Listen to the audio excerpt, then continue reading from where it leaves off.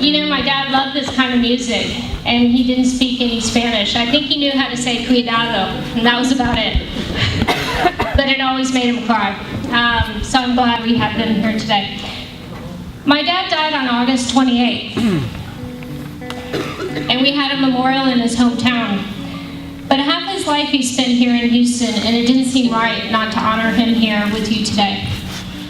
I wanted to start off by telling you about how my dad arrived here in Houston. Some of you may know this story, but for those of you who didn't. My dad was born in 1935 in a small farming community in Illinois. He was a hellraiser back then. He drank, he fought, he played pool. And it wasn't until he met my mom that he finally settled down. In 1982, his business failed and he moved to Houston. 6 months later, he sent for my mom and me. I was 7 at the time. My mom packed up our things into a pickup truck, and we headed to Houston to join my dad. When we arrived, we were terrified of the tall buildings and the big freeways. My mom found a job at the city library making minimum wage. She took the metro to and from work, while my dad struggled to find a job.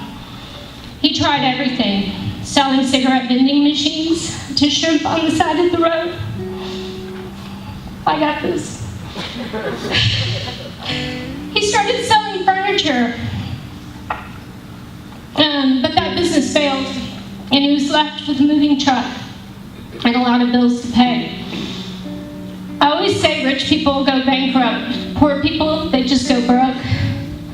At age 50, my dad was broke, and our future looked bleak.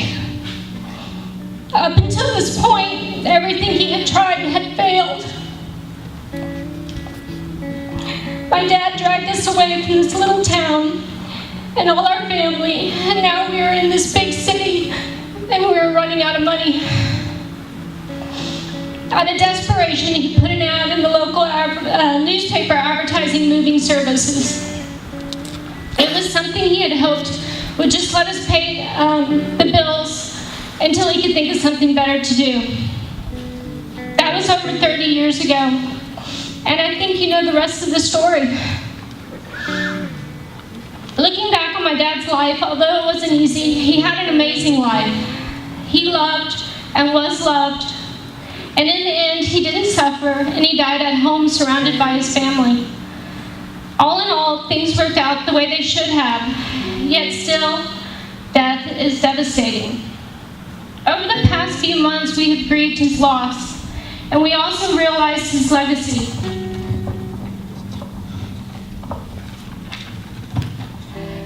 I realize that although my dad is dead, he's far from gone. His legacy lives within me and all the lives he touched here today. Today, I wanted to share with you the 3 most important values he lived by. First was his work ethic and his perseverance. All of you know our mantra, we work hard, we're professional. Well, my dad was the hardest working man I knew. He started and failed at so many businesses a common man would have given up. But my dad wasn't a common man, and surrender was not in his vocabulary. Norman Vincent Peale said that empty pockets never held anyone back. Only empty heads and empty hearts can do that. My dad's head was full of ideas, and his heart was always full of passion. My dad's solution to most problems was to work harder. He taught me that when I feel stressed, I should get busy and start working. My dad was never the soft shoulder to cry on. He always pushed you out to work harder and to conquer whatever it was that was making you cry. Once, when my son was 7 years old, after visiting his grandparents, he came home and he said, "Mom, Grandpa wanted to race me on the beach, and you would never believe what he did." And I said, "Let me guess. You started to win, and he threw his leg out and tripped you." Alex was so surprised. He said, "How did you know that?" You see, my dad never let you win. He wasn't that type of dad. He made you earn it, and he would even make things tougher for you. He was a character builder. Although the lessons he taught were hard, in the end, it made you a better person. When I was 16, I got my license, and my dad wanted me to deliver this big truck across Houston. And I was terrified to drive the truck, but I was more terrified to tell my dad no. He said, just because you're a girl doesn't mean you can't drive this truck. It's not like you have to push the truck. You don't need physical strength. His belief in my ability to do anything and complete directly with men gave me the courage to do it. Secondly was how my dad treated people. He was always willing to help people. Sometimes he'd loan money when we were barely scraping by, and my mom would worry. Sometimes people wouldn't pay him back, but that never stopped him from helping the next person. He gave money to bury loved ones, to pay for weddings, quinceañeras, and college bills. When my John, asked me what the best thing that ever happened to him was, without a moment of hesitation, my dad replied with one word: Shirley. For anyone who knew my dad, it goes without saying that his greatest love was for my mother. They say love conquers all, and with my parents, when the odds were stacked against them, it was his crazy love and devotion that tied them together and kept them strong. It often felt like it was them against the world. When times were rough, my dad took every penny he had and he invested it into Three-Man Movers. My mom's devotion never wavered. Once, at a Three-Man Movers party, I honored my dad and his will and determination during a speech, and afterwards I got in trouble for it. He said, "Don't ever say that I created Three-Man Movers. If it wasn't for your mother's support, I'd be nothing." Later in life, he made her promise not to die before him and told my brothers, "If your mom dies, first take me out." One of my brothers joked and said, "How do you want us to do it? With a gun or a shovel?" And he said, "I don't care. I just don't want to see it coming." And you see, he didn't want to live without my mom, and he got his wish. She was by his side until the end. Then there was the love my dad had for his family. There was nothing he wouldn't do to help all of us. And finally, his love for Three-Man Movers. He was so proud of all of you and all the work we do here. Many of you never met my dad, but you have worked with drivers who in turn worked with drivers who worked alongside him. So you see, we are all touched in some way by the way he ran the company many years ago. His work ethic, his fairness, and his love is strong here today and will continue to live on. His most important rule was, love thy neighbor. He explained,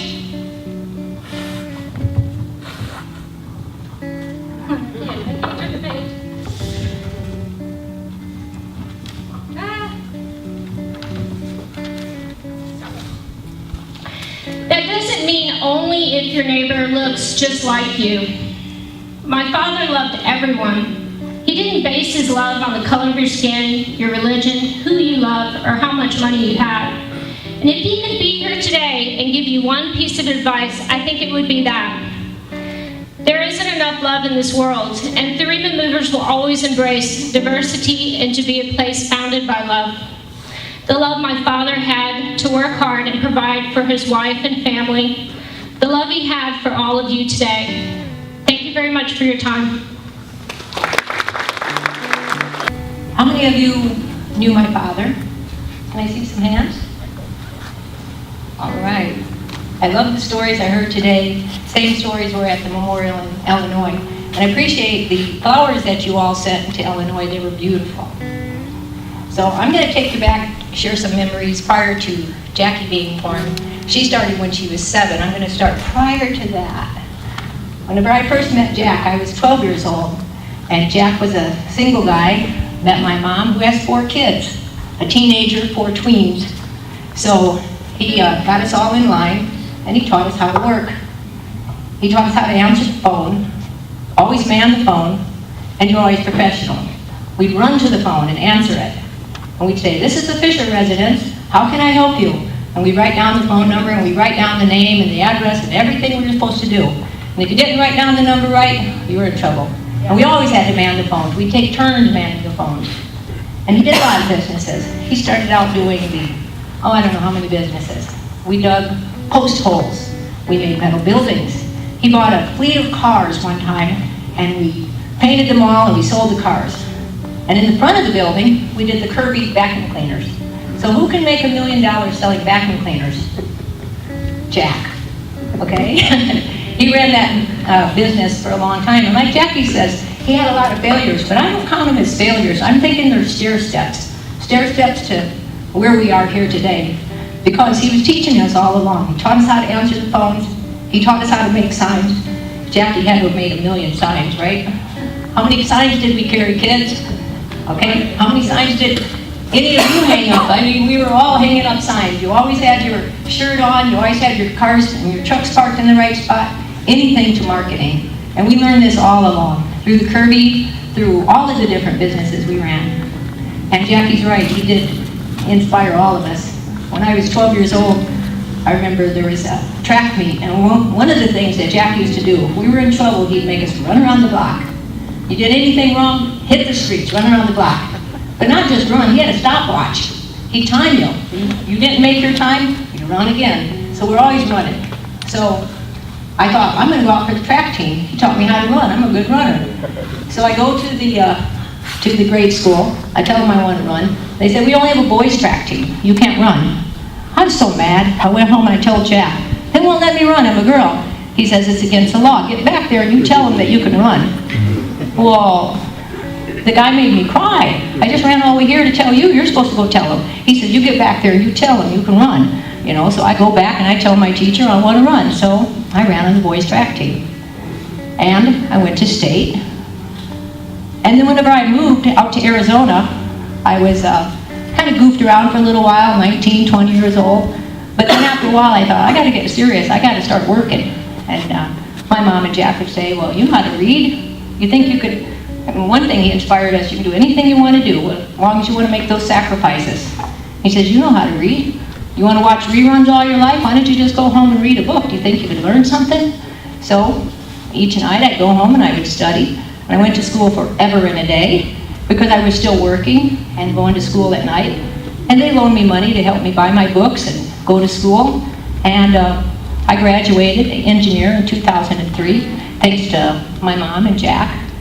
And really shaped my life. I know he shaped the lives of my brothers, my sister, of course. And he dreamed about having Jackie. When we were younger, he used to say that he wanted to have a job that would take care of him, take care of the kids, and take care of family and friends, and future generations of family and friends. And here we are. So I really appreciate you all being here today. I know you all work hard. I know you are all professionals because you all work for my dad and my sister. Thank you. I was very fortunate to be with Jack when he passed away. And when he passed, I helped my mother gather up and just start putting all his possessions together and getting them organized and stuff. And I know you guys move a lot of people, so you can imagine how much stuff an 80-year-old man could have packed away. But when we started going through all this stuff, we realized that he didn't own anything. He didn't have anything. He never wanted anything for himself. He had a couple of pair of reading glasses. He had some coolers. He had a watch. He had his pipe. He had his Kindle. And that's all he owned. And it just really struck me that throughout his whole life, he never wanted anything for himself. It was always for the family or for the business. And it was just such a great experience to be with him most of my life and being with him on the day that he died. And I wouldn't trade those days for anything. I just wanted to let you guys know that it's not always about how much stuff you can get and buy. It's how you can serve others and do things for other people and help other people get what they want. And I think that was one of Jack's great philosophies is you can get to where you're going fastest by letting others go first. And his whole mantra was trying to make sure that all of you guys got everything that you wanted. And then the company would be okay. And it was. So I know Jack would be so proud of you guys, and he talked about you guys all the time because he loved this company and he loved all the workers. And he's so proud of all of you and so proud of Jackie and all the progress that she's made so far. And she's just getting started. So hang on, it's going to be a crazy ride coming up in the next decade or two. So I just want to say I love Jackie and I love my family and I love all you guys too. Thank you so much. Hello guys. Ok, pues yo nomás le quería agradecer a Mr. Fischer, porque gracias a él yo compré mi propiedad, él me prestó un dinero. He wants to thank Mr. Fisher because of him. He bought his property. He lent him the money. Y él me decía que la comprara porque decía que iba a valer mucho dinero. He was the one who told him to get that property because he told him it would be worth a lot of money. Y yo no le creía, ¿verdad? Pero Didn't believe him. y la compré y ahorita, gracias a él, vale $800,000 la propiedad. But he bought it anyways, and thanks to him, that property's worth, or thanks to him, he bought it, and now that property's worth $800,000. $800,000. Y por eso estoy agradecido con él y con la compañía. And he's very thankful to him and the company. Y también quería darle gracias a Jackie porque ahora que yo tengo cáncer, ella me ha ayudado mucho. Cuando me operaron me dio un mes sin venir a la compañía. He also wants to say thank you to Jackie because you have supported him a lot and helped him with his illness because he has cancer. And you gave him a month off. Y luego me dieron 2 meses de radiación y me dieron permiso y todo. And he had 2 months of radiation and you let him be off work or take off from work so he could get treatment. Y por eso estoy agradecido con todo lo de la oficina y con ella. And he appreciates everyone here at the office and is very thankful for everyone here.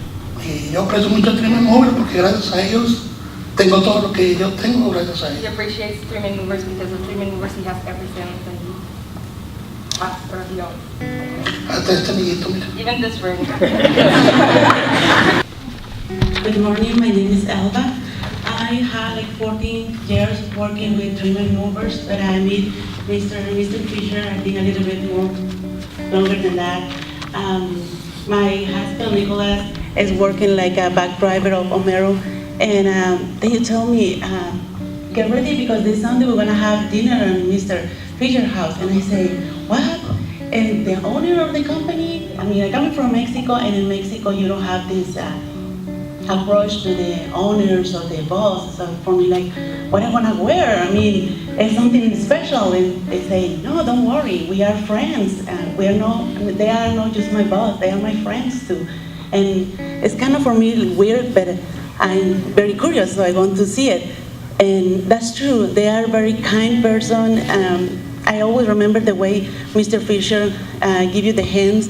They always do like this for meeting you. Most of the people just do like, the hand like this. It's very nice to meet you, but they always do like this. Like, for me, it's like I'm here to help you. Approach to me, you are very welcome always. And I was right. They give me the opportunity to have my truck. They believe in me. And it's go more far than that. When I have my truck, I come to the office very excited because it's a brand new truck, with my name on the body. They say Elba, so everybody can request me. And I just drive to the office, and they about to leave and say, oh, I missed them. But no, they stop the car and get down and congratulate me. Mrs. Fisher give me a big hug and say, damn, Elba, you smell so good.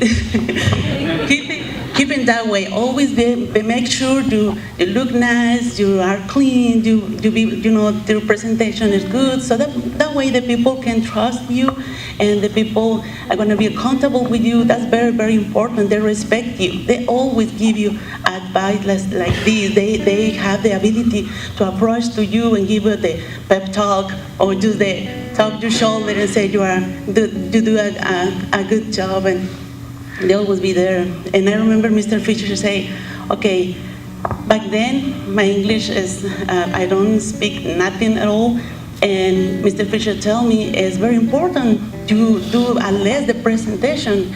So come on, we get practice. Okay, you wanna get out to the truck and grab your invoice and walk to the customer and say, good morning, Mr. White. Hi, nice to meet you. My name is Elba, and this is my helpers, Alicia and Gloria. And how was your day? And that's fine, I get this. So I start practice, and I get so ready and so excited next day because I big practice all day. So I get my invoice, I get out of the truck, and the guy just opened the door and say, good morning, Elba, because they see my name. Yes. Hi, nice to meet you. My name is White. The guy just stole my line. I say, can you give us a little tour and show us what needs to be packed? Because I don't know what to say. So when I come back, I tell Mr. Fischer what's going on, and they're laughing a lot and say, okay, now we're going to do the opposite. And there's that way, always that way. They come to you and see what's wrong with you, what way I can help you. And I want to share with you, if you don't take it that long, and I hope Jackie don't mad at me, but it's one thing is really, really touched my heart, and many memories I have.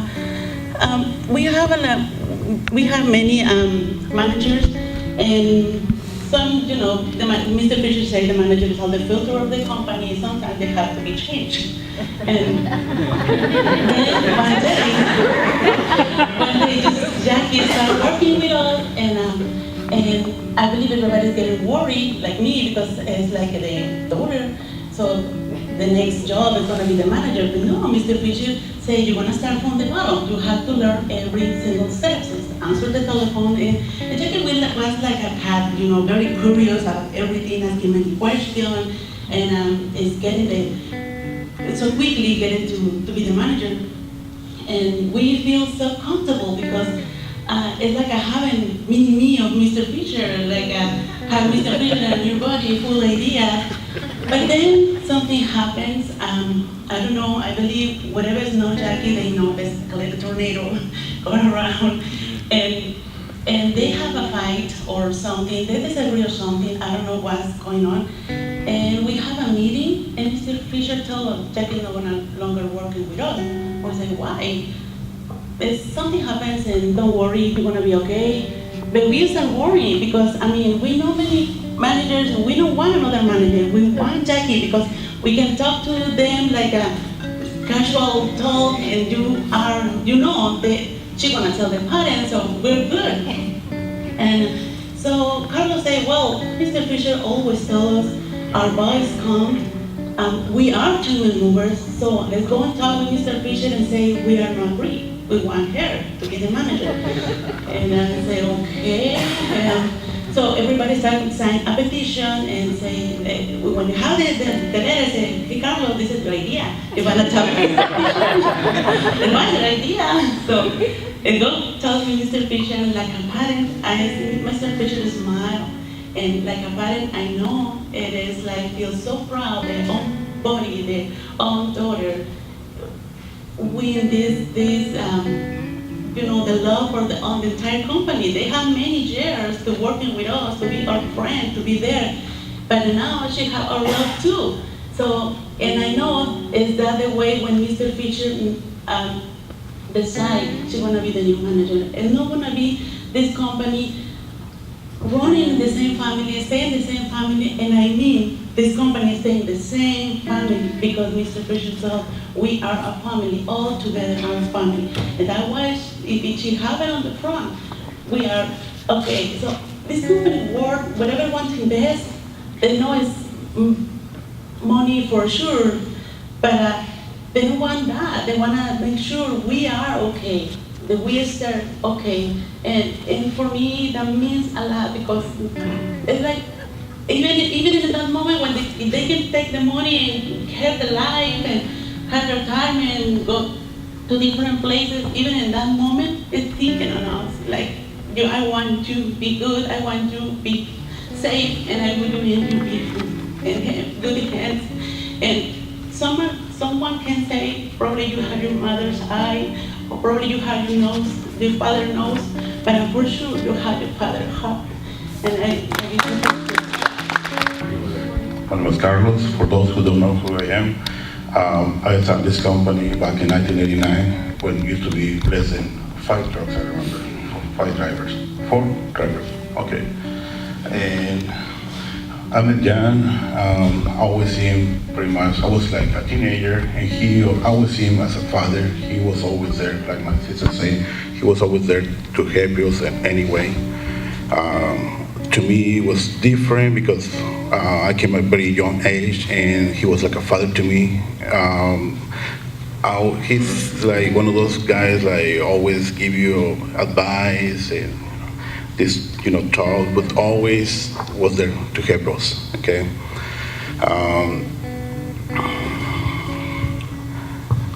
I remember also. I wish I had a rehearsal of this. Okay. Sorry.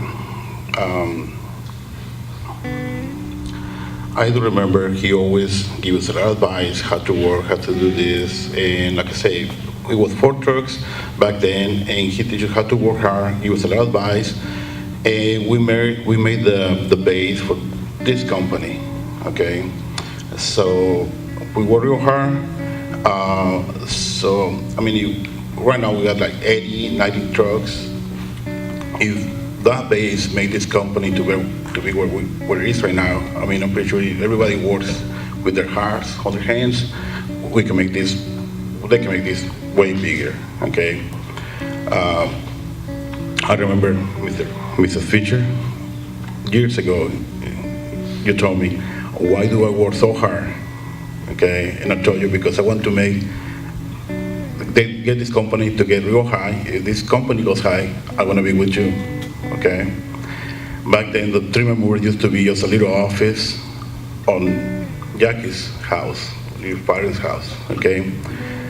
And I'm surprised how everything got so big, okay? Working hard. I'm sorry, I didn't have too much work. I just got so many great memories of Jackie, Mrs. Fischer, Jan. Well, to us was Jan, it wasn't Mr. Fischer. We was always real easy to talk to. He was always a great person, okay? I was real sad when I heard he passed away. One thing I regret, I never had a chance to go and thank him in person, okay? But I know right now he's resting, okay? I just want to say thank you.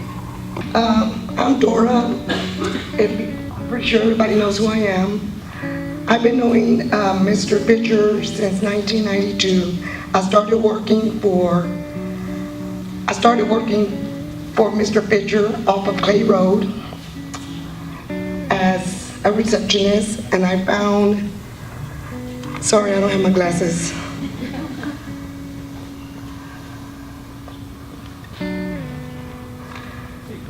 Yes. Sorry, thanks. Perfect. Thank you, Chris. I've been knowing Mr. Fischer since 1992. I started working for Mr. Fischer off of Clay Road as a receptionist, and I found the job through the green sheet.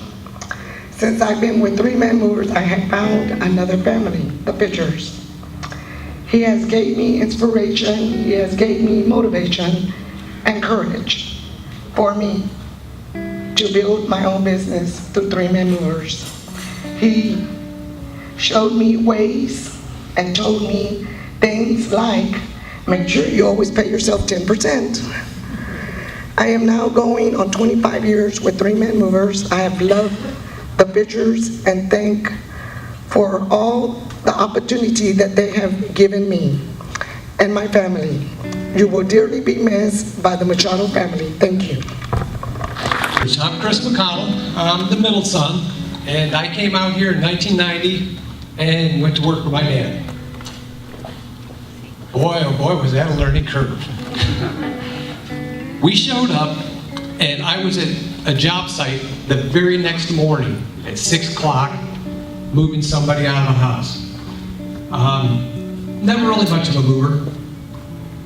Realized it took a lot more brains to be a mover than a lot of people give this industry credit for. You gotta know how to fit a 36-inch refrigerator through a 30-inch door. My second day at work, we made these signs that you've seen in the pictures here where Jack's hammered up on the telephone pole, 3-men movers. We used to get so many phone calls that say, hey, you know what, we saw your guys out hanging signs this morning, they're hanging them all crooked. That was by design. Jack said, they're only gonna read that sign once, but every time they drive by it, it's registering in the back of their mind, hey, that's a 3-man mover sign, it's hung crooked. And we argued and we fought about so much stuff. Which direction do the men in the logo run to? To the right or to the left? We always figured they gotta go to the right because you're moving forward and that's the way you read from a book. But then we thought, well, if you see the truck going, he's going that way. So you gotta have him facing to the left. You see, on all your logos, I won. But one of the very few times. I used to also be the office manager. I answered the phones. And when I first came here, Jack had a script. He says, I can't leave any openings for the customer to misunderstand what our services are. So the script went, good morning, 3-men movers. How may I help you? I want to move. Great. Do you want 2 men or 3 men? 3 men. Okay, well for 3 men, it's $59 an hour from the time you arrive until the time we finish at your home. We work hard, we work professionally, you know, you get this feel of it. But we still had all these problems where people just only heard what they wanted to hear. You'd say, well, you get the mover when they're done with their first move. We didn't know what time they were going to finish their first move. We only had 4 trucks. And I would send the movers out at 7 in the morning, and sometimes I wouldn't see them until 7 in the morning, 2 or 3 days later. Back in the corner is Avellino. Avellino was one of the first movers. He was riding around with my dad, didn't speak any English, but he knew how to work. And he did exactly as my dad did. My dad didn't speak any Spanish. He couldn't tell him stop, go, left or right, so you can imagine how that went. So, here's our dad. He's 50 years old. He's on his last 20 bucks. He's got a truck. The wheels would fall off every other day. He got up to 4 trucks when I showed up. So when I showed up, Carlos was like 19 years old. There was Avellino, there was Arturo, and there was Jose Luis. And we started building a team. For Dad, the most important thing was be on time and work hard. You do those 2 things, you can be a success in Texas. He also used to always tell me, Christopher, if you can keep these guys with 3 moves a day, and you can make the bottom helper on those crews a successful, financially independent person, then you have nowhere to go but up. And anybody who looks around here and looks at these pictures on the screen, you can see how this company has grown. It didn't take all that long to get there. It just took a lot of dedication from all of you. Thank you. Good morning. Good morning. Believe it or not, but I've been here since '99. Started off with my cousin Salvador Garcia, cousin Juan Garcia, my uncle Pedro. I started off, believe it or not, as a translator. Believe it or not. I like to have my cousins and come up to the stage, my uncle to come to the stage, please. Mr. Fischer asked me, what am I doing? Who you work for? Well, I work for my family. Which one? Oh, my uncles and my cousins. Which one? Pedro, Salvador, Juan Garcia. No, which one? And I stood quiet. I was like, look, son, I don't know how old you are, but you have a good reputation going on for yourself. But when I say which family, I mean this family. When we worked here, we had the Frito-Lay traders. I don't know if you guys remember those. I drove one, everybody drove one. It was passed around. I guess it's like, you can see it as a toy being handed off to one another, like family. I grew up with 5 older brothers. Everything was handed down, and that's how I felt here with the trailers. It was an honor for me to drive one of those trailers. And to today, it's still an honor for me to drive. I remember one of the weekdays, we were working, we did 3 jobs that day. Apartments, third floor, second floor, whatever. And I saw Mr. Fischer, you guys used to have a home on Houston Avenue. That big town home back there. Back in the days when townhomes were barely built. I'm like, why are they building those things? They're gonna make it hard for us one of these days. So we were out playing ball. My cousin, believe it or not, he's a great basketball player. He had these moves, they're like a Hakeem Olajuwon just. And Mr. Fischer would be walking down, there's a park called Woodland Park, this little walkway. He'll be walking around there, hey guys, come here. Didn't I just give you guys 3 jobs? Why are you guys playing basketball? How do you have the energy? Like, I guess we were young and I was just a kid. I was 15 years old back when there was no child labor laws here. Still not. Anyways, long story short, he was like, all right guys, I'll see you guys tomorrow. Well, we didn't see him tomorrow because he gave us like 4 or 5 jobs to do. So, those were good memories from Mr. Fischer. Porque mi padre ya está viejo, se le han cubierto de arrugas sus manos y de nieve sus cabellos. Oh Señor, detén el tiempo debido, porque tú puedes hacerlo, porque yo en verdad no entiendo, Dios mío, por qué